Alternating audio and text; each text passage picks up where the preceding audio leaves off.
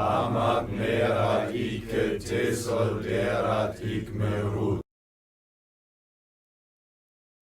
The discussion of this fallacy is dedicated to my friends over at Reason to Doubt, a fantastic channel doing great work promoting skepticism, rationality, and good reasoning. If you're not subscribed to them, I suggest going out and doing it now. You'll find a link to them in the description. It seems to be a natural follow-on from the G.I. Joe fallacy I mentioned previously, and is useful for describing a behavior I see quite often from skeptics and atheists on Twitter, Facebook, and YouTube. So what is the fallacy fallacy? In the video on the G.I. Joe fallacy, I mentioned a common behavior I see from skeptics and atheists on places like Twitter, Facebook, and YouTube. That behavior being yelling out the name of a fallacy and then treating the argument as defeated and dismissed. This behavior is fallacious in and of itself, and the name of this fallacy is called the Fallacy Fallacy. I know, shocking and surprising. The reason it's fallacious is that it is an error in reasoning in and of itself. It is the reasoning that because the argument contains fallacious reasoning, the conclusion must be false, and therefore the argument false. However, that an argument contains fallacious reasoning does not guarantee that the conclusion is false. Fallacious reasoning just means that the conclusion is not guaranteed by the reasoning. It is entirely possible for an argument that contains fallacious reasoning to have a true conclusion, just as it is entirely possible for an argument that contains fallacious reasoning to have a false conclusion. That is why naming a fallacy and then treating the argument as defeated and dismissed is fallacious in and of itself. The reasoning that another argument contains a fallacy does not guarantee that the conclusion is false from that reasoning, making it an error in reasoning in and of itself. This is one of the reasons why it is always best to attack the conclusion itself and explain why the conclusion is false. There is more chance of combating a false conclusion that way, rather than dismissing a true conclusion that has been arrived at in a less than valid way. This is especially true of informal fallacies, which are not errors in the structure of the argument itself. It is also a good practice because it can help the other person understand why there was an error in their reasoning.